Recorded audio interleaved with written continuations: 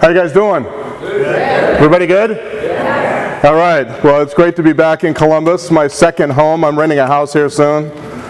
Not really, but it feels like I should. Hold on one second. Let me move this around. Hey, sir. How you doing?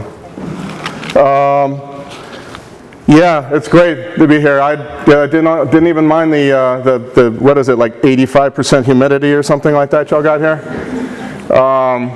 California, it's really hot all the time, but I cannot get used to that humidity.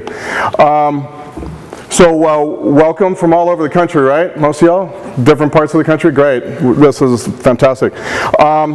So today, what I thought I would do is just tell you a little bit about the story behind the book that I wrote, but also about this epidemic, how this epidemic got started, where and why, and by whom this thing got started, and maybe a little bit about what it says about, I guess maybe our country, who we become, I think, as Americans.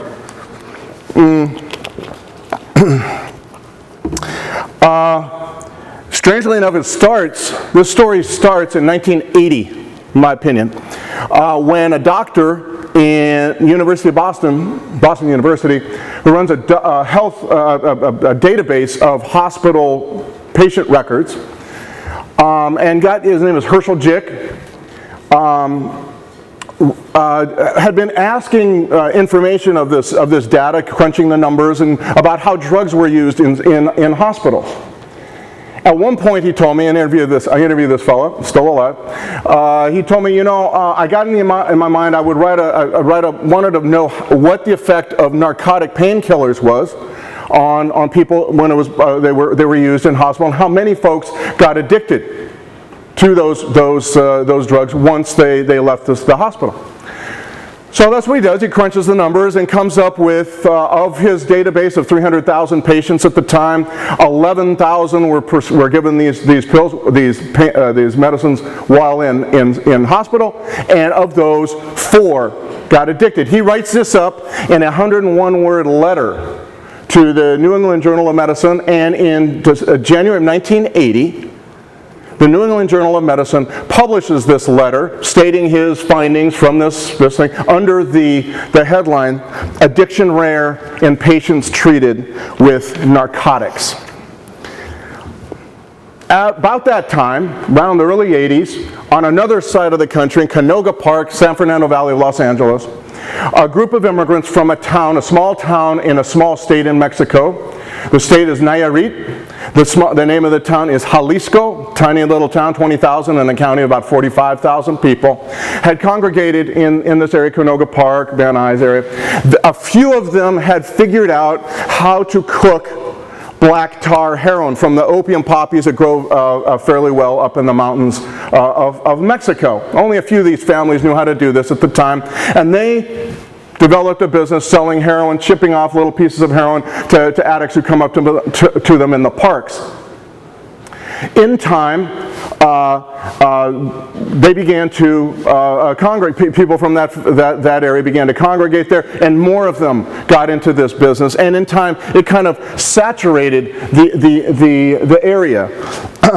The system that they eventually evolved became kind of like a pizza delivery system. Instead of just selling in the parks, they began to send drivers out to deliver their heroin to addicts. It expanded their population of potential customers, and it got them away from the cops. The cops couldn't see them as easily as when they were in the parks. It was a system that began to develop in the mid-1980s in Los Angeles. It had several hallmarks that were very different from most drug trafficking. First of all, there was no guns. Nobody was shooting it out. They didn't shoot each other. They all knew each other. They're all from the same town. They couldn't kill each other. So they they competed and accepted lower profits after a while. They paid their drivers, and rarely in drug trafficking from Mexico do you have people salaried employees. But these guys, these drivers, most of them that they would send out were salaried employees, and it would work very much like a system, so a pizza delivery system. So the addict would call an operator would, back then it was pay phones and then pagers, operator would dispatch the driver to go deliver the dope to the customer. And these were not cartel killers. These were guys, common, ordinary young men from the village who had been bakers or butchers or avocado workers, sugarcane farmers as well. And in time, they saturated the San Fernando Valley. And in time, this business model, various families working it, did what any capitalist enterprise does, and it began to expand. Meanwhile, through the late 1980s and then into the 1990s, there developed a kind of a pain crusader kind of mentality among a number of pain specialists, pain specialists across the country. These were younger doctors who had grown up watching the way opiates were not used and should have been used. Frequently in those years, dying cancer patients would be in utter agony as they spent their last months or weeks or what have you, and doctors were still so afraid of addiction that they would not prescribe these pills. They grew up watching this, a bunch of young doctors, young Turks kind of, grew up and formed a kind of collective consciousness, meeting each other at conferences and seminars and whatnot, that this was wrong, and they developed a kind of a crusade to change the way we thought of opiate painkiller, narcotic painkiller use in the United States. They began to argue for a greater liberalization of these pills, of these medicines. And in fact, they very quickly won the argument about about terminal cancer patients. They began to say, people began to realize what's the reason for not using this medication if people only have 3 months to live? Why do we care if they're addicted the last 3 months? Better that they have a decent last few days on Earth. And they began to argue for an expanded use of these pills, and they won that argument very quickly.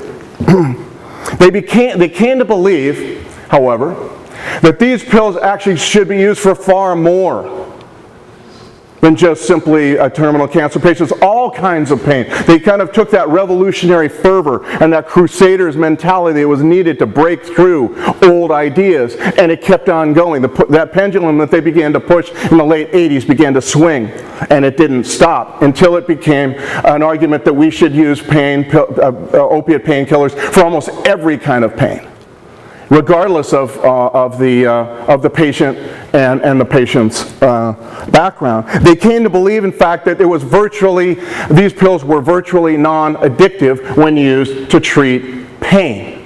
The problem is they had no proof of this. They looked and they looked and they looked, and the only piece of evidence that they found that this was true was that 101-word letter written by Herschel Jick and published in the New England Journal of Medicine in 1980. That became kind of the cornerstone of this revolution that they were staging in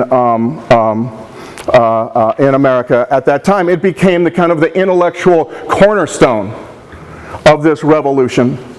And in time, it became promoted by these pain specialists at seminars and conferences across the country. In time, it became not a letter to the editor, but a report that says we ought to really change how we think about these pills. Then it became known as a study. No one had ever read this thing. Everyone was kind of quoting, people who were citing it.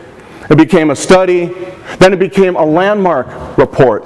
Then it became a landmark study in Time magazine 2001 called this one little letter. A landmark study that does much to change what we know about addiction and pain treatment in America. And it was totally, at that point, they had kind of departed entirely from any evidence-based idea. At the time, as this was going on, those guys from Jalisco Nayarit with their heroin system was beginning to expand. They were part, really, of a larger story that's very important to the story that we have today. Back in the 1970s, a lot of our heroin came from the Far East. Came from Burma, Turkey, Thailand, etc. Those countries, 10, 15,000 miles away. In the 1980s, that changed. Heroin from Colombia, heroin especially from Mexico, began to simply outcompete the heroin from the Far East. And by the end of the 1980s, almost all our heroin, virtually all our heroin, came from either Colombia on the eastern side of the United States, or Mexico on the western side of the United States. But nobody paid any attention to that. Why? Because there was no new population of addicts.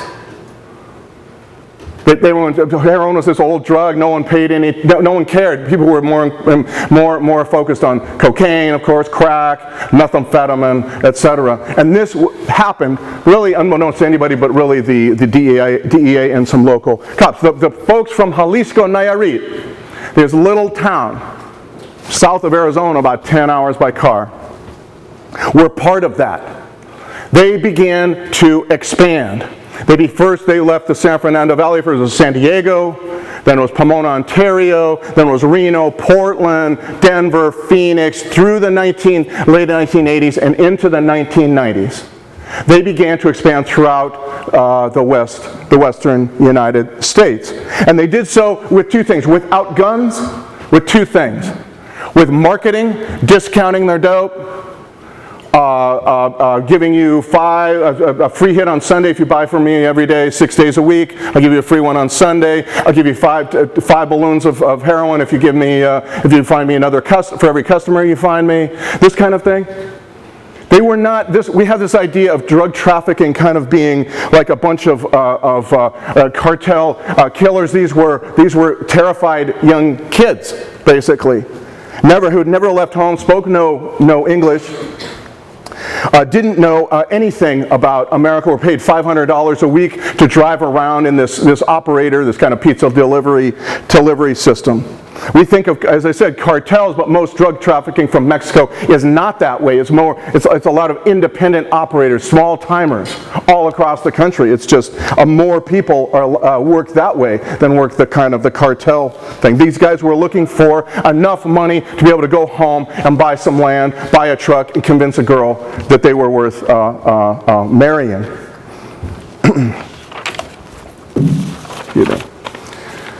As they expanded, I always had the question of, as they expanded across the country, cops would arrest these guys because they were very easy to arrest. They were driving around with their mouths full of little balloons of heroin. It was easy to spot these guys. My question was always, how could they get more people to join forces, to come and work if all their friends were getting arrested? And I found it in a couple of ways. That proves to me kind of crucial to how this system spread. One was, they figured out that the system, this black tar heroin delivery system, like pizza, was a perfect way of accumulating large stacks of Levi's 501 jeans. This system, they took advantage of the fact that the addicts that they were selling to were magnificent shoplifters. They could go through a JCPenney's or a Sears or a Target and clean it out. And in time, these traffickers began giving them lists. Levi's of Levi's 501 sizes, colors. Levi's 501 jeans, and during these years, were the kind of the gold standard of rural Mexican menswear. They said if you had a pair of Levi's 501 jeans, you walked around the plaza at Friday night, were seen as having arrived. They were a stark contrast to the cheap Mexican jeans that wore out very quickly and looked bad. So in time, these guys began to see that if they could trade a hit of dope for a pair of Levi's 501 jeans, and they would take them home in stacks, pack their car and take them home for Christmas or for a fiesta back home in the village, and they would give them away as if they were Santa Claus. Kids around the village saw this and began to think, damn, and saw all the girls kind of flocking to these guys with their new jeans and most of their new hats and maybe also a new truck, and began to think, I want to do that. And after a while, kids around the county were raising their hands saying, yeah, I want to go up north to sell heroin like pizza, drive a heroin around, because I want to come back and have my own pair of Levi's 501 jeans. The other thing that happened was, I spent a lot of time all across Mexico, traveling all across Mexico. I went to many, many, many immigrant villages. In every immigrant village, what you see coming out of the tops of the houses is rebar. Those like electric, that kind of like iron bars, right? The reason for that is that people build their houses piecemeal. There's no loans that allows a poor Mexican, working class Mexican to build a house all at once. So people come here, work as a landscaper, send their money home, and over a period of 8 or 10 years, they add on to the house, piece by piece by piece. Takes 8 or 10 years, and when they're done with the first floor, they put rebar up. One of the reasons for that is to say, I'm going to build a second story when I get the money. All across Mexico, you go to small villages, immigrant villages, where everyone's up here working, and you will see rebar sticking out. The one place I've been to in Mexico where I saw no rebar was Jalisco, Nayarit. Jalisco, Nayarit, the home of this pizza delivery system. There was no rebar because the guys there were able to make enough money to build their house in 9 months instead of 9 years. And when they would do that, they would build on like wrought iron. They had, one guy told me, a guy he knew went north, built a house with an automatic garage door opener in the little village near Jalisco where he was. No one had ever seen an automatic garage door opener, and so they would stand out, and people would stand out in front of the house. Watch the automatic garage door go up and down and up and down. Those jeans and houses without rebar, automatic garage, these were recruiting posters for heroin traffickers from this one town, and provided the labor that it needed to expand all across, at first, the western United States. And and so it expanded. And the cops could not arrest enough of them because there was always more kids raising their hand back home to say, I'll come up and take that guy's place who just went to prison. They became great marketers. They developed personal connections with their addicts. They urged the addicts to stick with them, gave away free dope. And of course, this was also a time they had to learn how to market, because this was a time when there was no growth of the addict population, heroin opiate addict population in the United States. This was the early mid-1990s. By the mid-1990s, the pain revolution, meanwhile, was fully underway. That we were told that we had an epidemic of pain in America. This was also a time when pharmaceutical companies were in the middle of a sales force arms race, so every company was hiring more and more salespeople to visit doctors, tripping over them as they went to their offices. There was an idea that pain is what the patient says it is. And so you always said, it was like I could change in the attitude, the relationship between patient and doctor. And the patient was kind of telling the doctor what the doctor needed to do. We had an attitude, I think, in this country began to develop that doctors are there to fix us. That we are entitled as Americans to a life free of pain. Doctors were beginning to be pressured to prescribe these opiates for all manner of pain that they would never have tried 10 years before. They were re-educated, were going to continuing medical education seminars, taking pain seminars, telling them how they needed to very, very aggressively address people's pain. At the urging of pharmaceutical companies, pain was deemed the fifth vital sign, which of course it is not. It is not a vital sign. It's not like a pulse or blood pressure where you can measure it with a machine every day, every person. Very, very subjective. At the same time, doctors were subjected to patient evaluations, which told them whether or not they had sufficiently treated the patient's pain. And this probably started as a good idea, but it basically became an idea that a mechanism through which patients extorted pills, because if you don't doctor prescribed me enough of the pills that I'm looking for, I'm going to write you a bad evaluation. This became part of the pressures on doctors in the mid-1990s to change how they thought about how these pills were used. There were also at this time there was the idea that there was no limit on dose. If 100 milligrams wasn't enough, then maybe 150 was going to work. Then if that didn't work, after a while 200, then 300 perhaps. After a while people were on very high doses as they are today, 700, 800 milligrams of opiate painkillers per day. Through it all, the idea that less than 1% of all patients who were treated with pain, with these narcotic painkillers would grow addictive gain currency. That comes only from one place, and that's this letter to the editor written by Herschel Jick in the New England Journal of Medicine in 1980. In 1996, the game changer was OxyContin. Purdue Pharma produces OxyContin. We wouldn't have a heroin problem today in America if it were not for OxyContin. We can get into that more later if you like. But it was promoted as virtually non-addictive, and that less than 1% of all patients who use it would get addicted, coming straight out of Herschel Jick and that letter in 1980. Purdue Pharma put on one of the kind of legendary, and some might say infamous, promotional campaigns for a drug ever in the history of pharmaceutical promoting it to doctors with phone pads and fishing hats and continuing medical education seminars in which they sponsored people who would basically promote the drug. They also gave away a little CD called "Swing in the Right Direction" with OxyContin. It had songs from Woody Herman and Count Basie, all these swing tunes from the 1940s. They gave away free coupons for a week's worth of OxyContin for about a few years, several years there, 4 or 5 years I think it was. They followed that up with constant, relentless doctor visits by an enormously expanded a sales force now, up to 1,000 people. Yeah, this was a small number actually. Other pharmaceutical companies had many more. But for a company that was marketing an opiate, it was marketing an opiate as if it was an over-the-counter drug. And in time, what you can say, the moral of the story is that advertising worked. You can see opiate painkiller prescribing in 1996. For years it's just stable, and in 1996 it takes off like an airplane from a runway and keeps on going up and up and up, and hasn't so far. And I think it's leveled off maybe now, but for years it did not.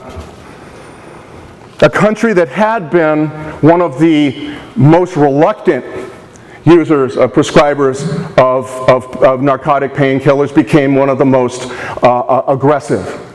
Hydrocodone went from 1993, 5 tons I believe it was, production worldwide, to 42 tons of hydrocodone worldwide in 2010, 20 years later, and 99% of that used right here in this country.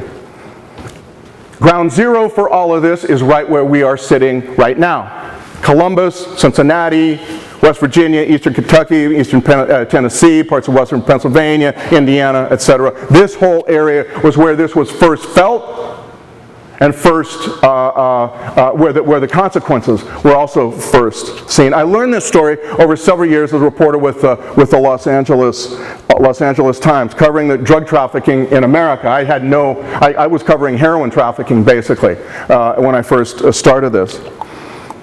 As I did, I learned how this affected various parts of the country, including the one where we're sitting right now. And one of the stories that I came upon was the town of Portsmouth, Ohio, which is on the Ohio River, southern Ohio, right across from the state of Kentucky. Portsmouth is, excuse me. Portsmouth is far away, but it's really, for all of us, no matter where we're from, it's really a story that's right around the corner. Portsmouth began as an all-American town for many years. Factories, shoe factories, steel factories, 50,000 people. It was a place where they held the first NFL night game in 1929 from a team that later morphed into the Detroit lions. It had a bustling Main Street. It was selected twice as All-American Town, and at the center of it all, the center of it was this enormous swimming pool the size of a football field, a place that kind of sustained life. You know, people met each other, saw each other, came together. Kids grew up at this swimming pool. The guy who owned it always had a lot of money, so he kept buying more land around it, more land. There was picnic tables and basketball courts, and it became the center of life. Cycle of life took place at this pool. So you were born as a toddler, you swam in the shallow end. Middle school, you were in the middle of the pool, you were diving off the high dive. In high school, you lost your virginity out in the fields of the pool, and your kids started again in the shallow end of this pool, and the name of this pool was Dreamland. Like America, it seemed always to have enough, back then, it seemed always to have enough room for everybody. And was one of the sustainers, I think, of life itself. The end became in 1980 when the steel factory left. A number of shoe factories had also been leaving, and most of them began to really leave. Now half the town's population left. And in 1993, they dug up Dreamland. You can see it on Highway 52, the place where it used to be. It is now an enormous parking lot, literally, with an O'Reilly's auto shop, the auto parts store there. With the end of Dreamland, with the end of this essential component to community in this small American town, the town lost its societal immune system. Very quickly became prey, vulnerable. The way Indians were when the Europeans came over with smallpox, became very quickly vulnerable to this issue of opiate painkiller promotion and eventually addiction. And soon an entire generation of Portsmouth got swept up and addicted to these pills, mainly because Portsmouth became the center, was the place where they invented the pill mill, the doctor prescribing without any diagnosis of pain or anything like that, just basically an unadulterated kind of like scam where he prescribe hundreds of prescriptions every day and send them out millions and millions of pills getting prescribed every year. They eventually had a town of, by then 20,000 people, had a dozen of these pill mills prescribing 9 million pills a year eventually in Portsmouth, Ohio. They had long lines, people in pajamas, people fighting, people coming from all over different counties, different states. So much so that there developed in Portsmouth an OxyContin economy, an economy where you could buy anything you needed for life itself with pills. Cash didn't matter. They'd rob you in your house, addicts would rob you in your house, they'd take the pills, they wouldn't care about the cash. You could buy T-bone steaks, you could buy children's clothes, you could buy cars, refrigerators, you could pay people's ransoms. People paid kidnappings, ransoms, and pills, refrigerators, cable service, everything you needed for life itself was available with the currency of the pills, because so many of those pills were being prescribed in that area. Walmart turned out to be crucial in this story. They had destroyed, the economy had kind of destroyed Main Street. No more businesses on Main Street. So where is an addict supposed to get all the stuff, to steal all the stuff to be able to make his habit every day? Well, now with OxyContin, taking people's tolerance up to 100, 200, 300 milligrams of opiate OxyContin a day, basically, the only place you could go to find everything that you needed to steal was Walmart. Also, Walmart was a place where no one really cared too deeply. We were paid $9 an hour. No one was going to face off against a wide-eyed junkie trying to steal a chainsaw. All right? My theory is, there's my theory, I don't have any way to prove it, but my theory is, had we had in many of these areas where this all started, a more diverse and locally owned economic ecosystem where people all own their own shops and that's where people shopped, that this would not have spread nearly as fast, because each owner would have known each addict, would have been there ready to defend his or her shop But in Walmart, nobody really cared. So basically, people stole enough to start their own shops. People in Portsmouth literally had shops in their apartments full of like baby stuff, baby clothes. All of which was stolen from Walmart, all of which was for sale in this little apartment. Happened all over Portsmouth. In 1998, as all this was just beginning, in 1998, the Jalisco boys, the guys, the heroin traffickers from this small town in the state of Nayarit, Mexico, came east to this area, to Columbus. This is where they landed. They landed at the very moment, this is not a conspiracy tale, okay? There's no conspiracy here, pure coincidence. They landed here with their unbeatable system for distributing heroin retail like pizza. They landed here at the very moment when Purdue Pharma was promoting these pills as if it were completely risk-free. When pill mills were starting an hour and 2 hours away from here in Portsmouth, Ohio, the supply of pills was exploding. And at that very moment, by pure coincidence, one guy, only one guy, starts this, lands here with his system and begins selling black tar heroin into this area where all of a sudden the numbers of addicts are exploding. He doesn't even know what he's got at first. He's a longtime heroin addict himself. At one point, a guy from Wheeling says, "You got to come with me to Wheeling. You'll make a killing if you sell your dope out there." So he does, and he meets a heroin addict there. Now, this heroin addict was surprising to him because she was a woman who had a new car and a new house.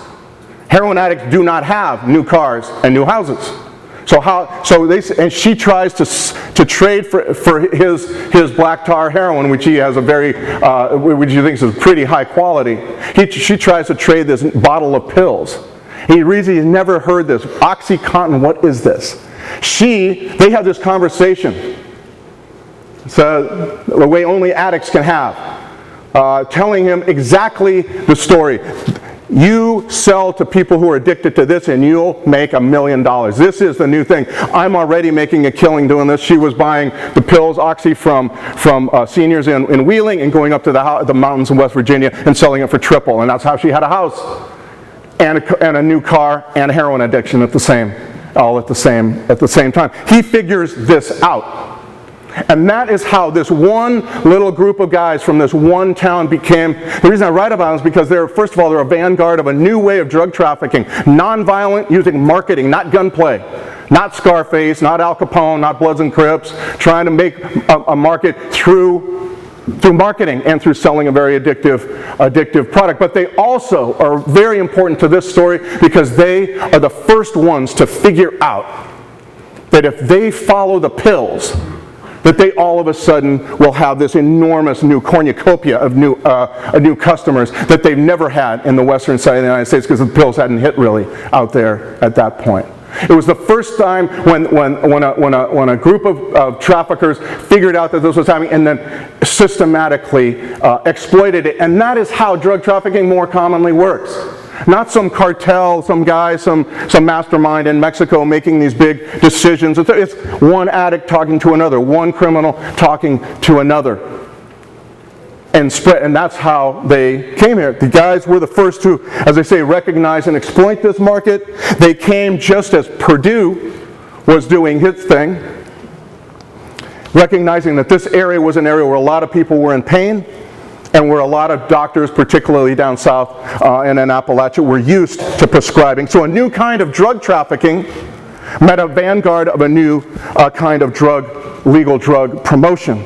Dope giveaways from the Jalisco boys met the free coupons of OxyContin and Purdue Pharma. The Jalisco boys would give away methadone, free dope at methadone clinics, just the same way as the friendly visits from doctors, from sales reps to doctors' offices. This was the first time, too, when you began to see what we are now seeing all across the country in every part of America today, and that is people began getting addicted because these pills turned out, yes, to be very addictive, and then developing an enormous tolerance and not being able to find any way of financially sustaining that, and then switching to Mexican heroin, and people dying all along the way. You saw that first in this area where we're sitting right now, late 90s, early 2000s. It was, as I got into this story, part of a national story, I realized. It was spreading now to the rest of the country. It had started in areas where we were used to ignoring, like Appalachia, but by now it had spread to our wealthiest suburbs of Portland, Charlotte, North Carolina, places like that. Children who had benefited most from our economic booms beginning in the 1990s were now getting hooked on drugs used, of all things, to numb pain. And that's when I realized that this, my background is as a crime reporter, that's when I realized that this was really more than a crime story, more than simply a dope book that I was involved in. This was it was really about who and what we'd become as Americans. In my opinion, a big part of this story has to do with the fact that for the last 35 years, we have spent the last 35 years destroying community in America. We have mocked and clawed at the girdings of government, kind of waged war on government that provides the public assets and infrastructure that we take for granted and makes communal life possible. We had a president who said government is the problem. We created a myth that we can kind of make it alone. These were years when I think we were living as if old rules didn't apply to us, that in a democratic nation we can do it all on our own. These were years, for example, when people believed that baseball players could hit more than 60 home runs every year, when it only happened twice in the whole history of the sport, that one guy could win the Tour de France 7 times, when it never happened before. We had bundled, if you've seen The Big Short, it's a great movie, you need to see it, it's all about this topic, I tell you.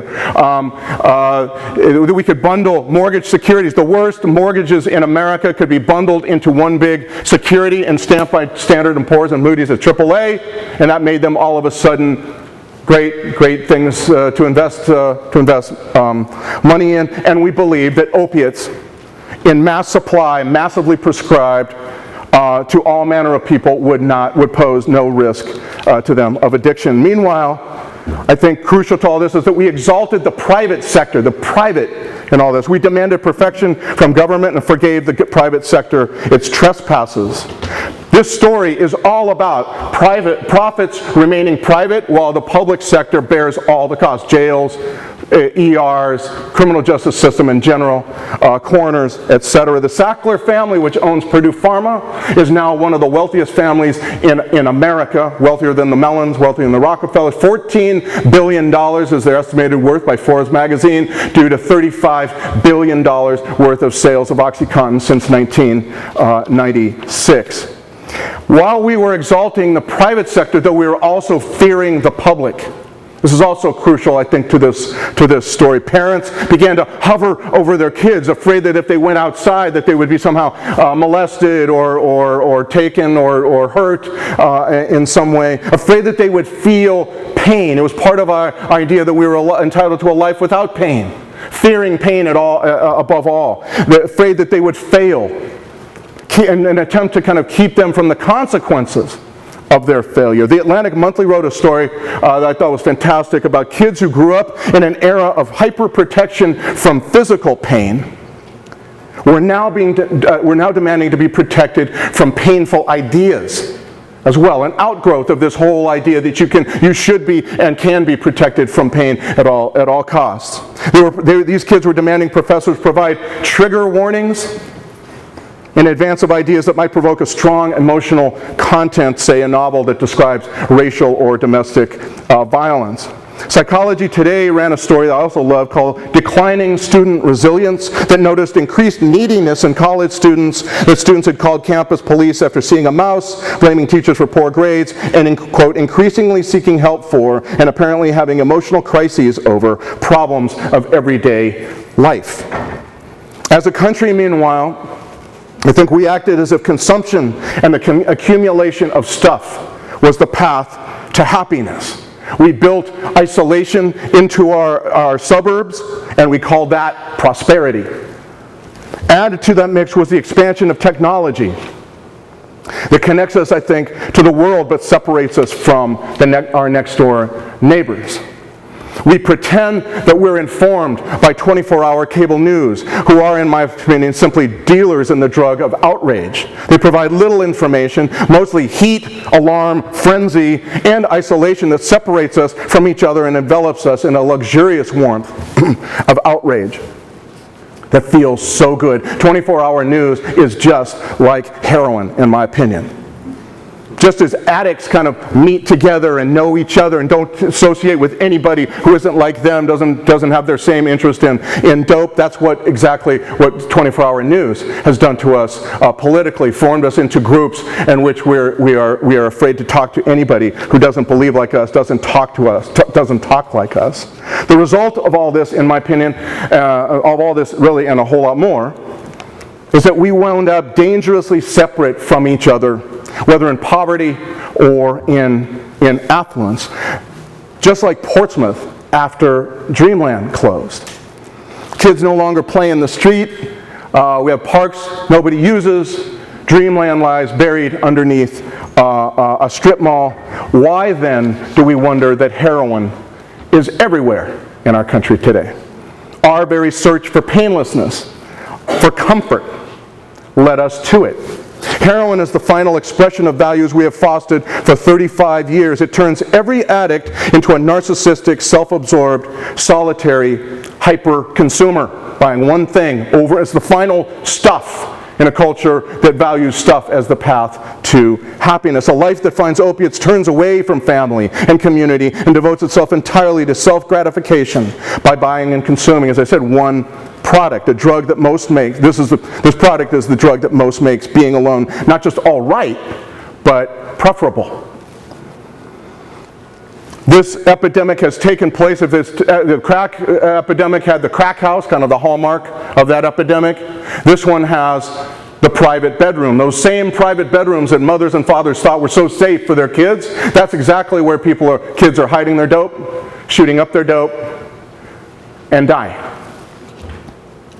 Isolation is heroin's natural habitat. And thus I believe more strongly than ever that the antidote to heroin is not naloxone, it is community. If you want to keep kids off heroin, make sure people in your neighborhood do things together, in public, often.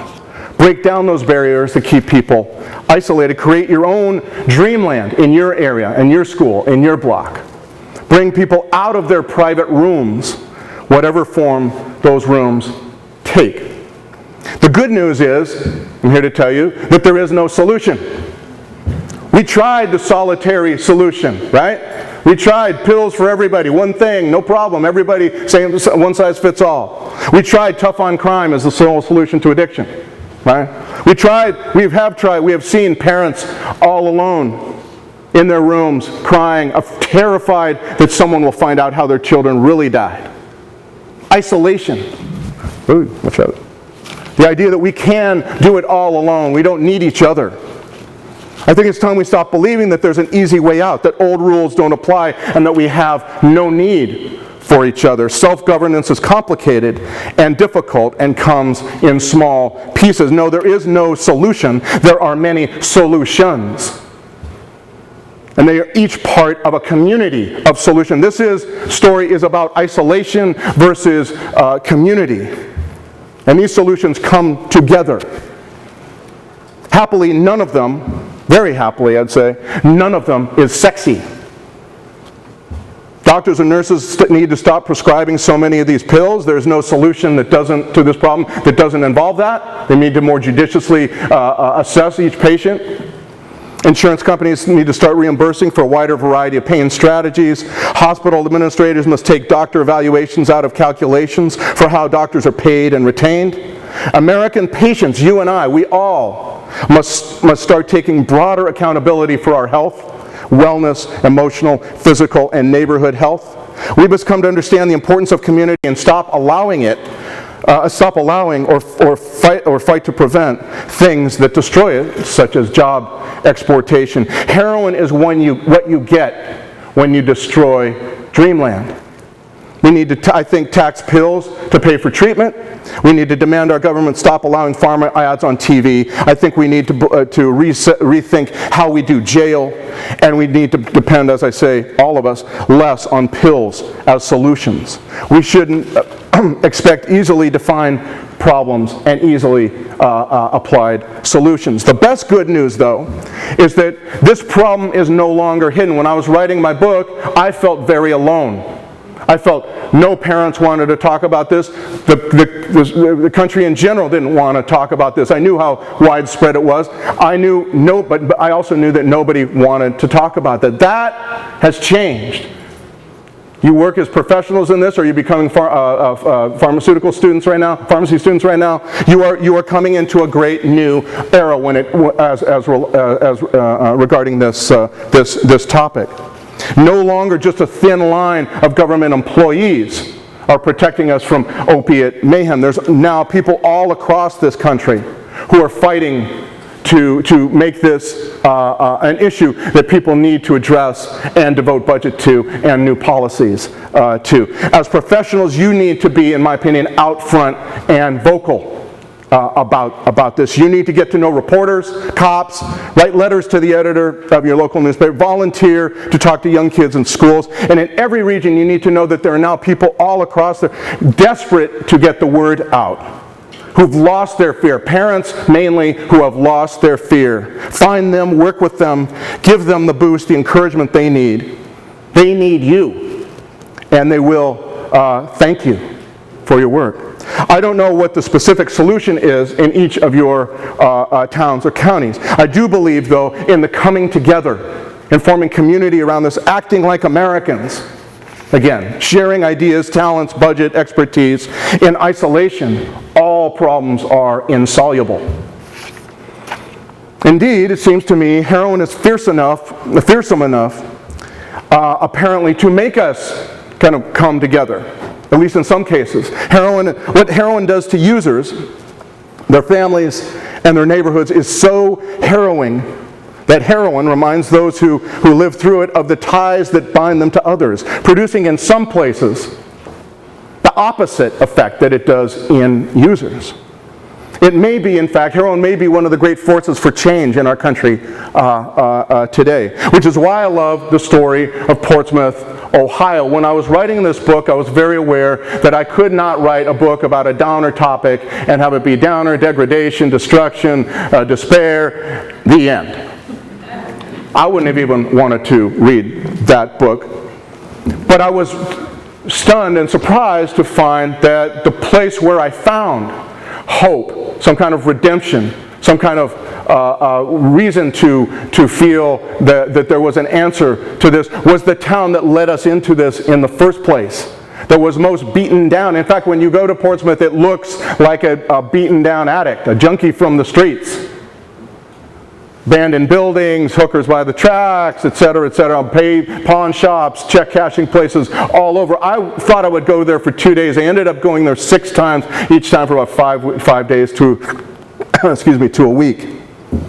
For a long time, Portsmouth bought the dogma that was sold by Wall Street and the University of Chicago and various administrations, who were a country of financial services, and so manufacturing needs to go to Malaysia or someplace, or Mexico for all that. And they bought that idea. They bought that they were worth nothing. People left in droves. They figured that the people were voting with their feet, and this was the truth of the town. The pills came through, and at first, of course, you probably know that the effect is to further and reinforce the fatalism, the inertia, the despair. But as time went on, I began to see that there was another story developing in this small American town in the heartland. And that was one of self-reliance. And it began really with a bizarre story that I stumbled upon. It had nothing to do with heroin. It had to do, in fact, with, in Portsmouth there was, for many years, an enormous shoelace manufacturer. The largest shoelace manufacturer in America was down in Portsmouth, Ohio, for many years. It went through a lot of changes. It reduced, but it hung on for many years. until finally in 2009 it filed for bankruptcy, largely because of poor management decisions by the family that by now the third generation of this family was running it. For years this had happened in America, in Portsmouth, and they had simply decided, okay, we'll let this happen. They just let these jobs go. This was the first time, 2009, 2010, when people in the town said, we cannot let this continue. And people in the town, who knew nothing about shoelace manufacturing, bought the company out of bankruptcy. They came and they were contractors, insurance salesmen, lawyers. They put their money together, bought the company out of bankruptcy, hired the managers who knew how to run the company well. And this company, Mitchell Lace, now known as Sole Choice, it's a fantastic story, now employs something on the order of 80 people, has been exporting shoelaces now to Taiwan, to Italy, to Mexico, and to China. But it was part of a larger story. A much larger story of recovery in this beaten down town, because as time went on, I began to realize that was just the beginning of it. In 2011, the state passes a law regulating pill mills so that, among other things, a felon can no longer run a pain clinic. That used to be possible under the old way. They close all those noxious, nasty pill mills in Portsmouth, Ohio, and all of a sudden, all that enormous generation of kids and middle-aged people too, who had gotten addicted to dope, had breathing room between them and the pills, between them and the dope. And what I began to notice was, as I got to Portsmouth, as I began to spend more and more and more time in the town, was that there was another story. The negative story was there for sure, but another story was fighting to compete with it. A story of recovery, of self-reliance, of not believing everything that Wall Street says about you, of relying on instead of just relinquishing your economic fate, fighting to retain it. It was a story, a beautifully American story. I found as I went along, I began to see that in Portsmouth also, they had reformed city government. Now they had a city manager instead of just the mayor running things. The mayor didn't know how to run a town, became a kind of complete improvisation. Now with the city manager, the trash got picked up on time, lights got put in the parks. All of a sudden, solutions to what people thought were insoluble problems began to take place because people were coming together. A town that had been completely fragmented and atomized was coming together. At the same time, because of this distance, all of a sudden, with the closure of the pill mills, all of a sudden, addicts all across Portsmouth and in the Scioto County had space. A recovery culture began to develop out of all this. So no longer was it, as one woman told me, no longer was it cool, the dominant culture, simply let's steal the copper wire from the school and go get high. There was a competing culture, a recovery culture. NA meetings started up all over Portsmouth. Today you can go to NA meetings in almost every day of the week, almost any time of the day. There's dozens of them. The counseling center, the small little counseling center that exists in Portsmouth, began to expand, became one of the largest employers in the town, and definitely the largest employer of ex-felons. Those kids who are the folks who are in recovery are now studying to be social workers and addiction counselors at Shawnee State University in town. The way Portsmouth, this small, beat-down, heartland American town, is showing accountability for its social and economic health is what we have to do with our own bodies as Americans, take accountability for our own decisions. We have to question the drugs marketed to us, question doctors when they prescribe 60 Vicodin for every wisdom tooth, or dentist for every wisdom tooth extraction. We need to demand our grocers stock better food. We need to work out. We need to get better exercise together. Stop demanding doctors magically fix us somehow. It will then, I bet, matter far less what new product a drug company devises. I end the book this way, talking about Portsmouth. So the battered old town had hung on. It was somehow a beacon, embracing shivering and hollow-eyed junkies, letting them know that all was not lost, that at the bottom of the rubble was a place just like them, kicked and buried, but surviving. A place that had, like them, shredded and lost so much that was precious, but was nurturing it again. Though they were adrift, they too could begin to find their way back to that place called Dreamland. Thank you very much.